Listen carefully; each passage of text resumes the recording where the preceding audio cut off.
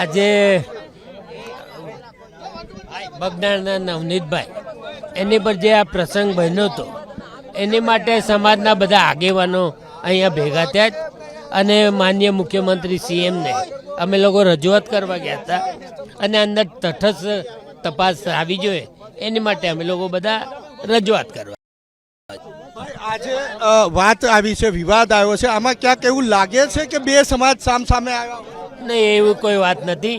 આ કોઈ કહેતું હોય તો મને ખબર નથી આવતી.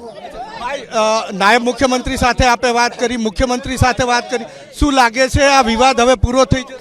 સીએમ પોતે સમજે અને વિચારે અને પોતે બી આની અંદર તટસ્થ તપાસ કરવામાં એ પોતે બી પ્રયત્ન કરી રહ્યા છે.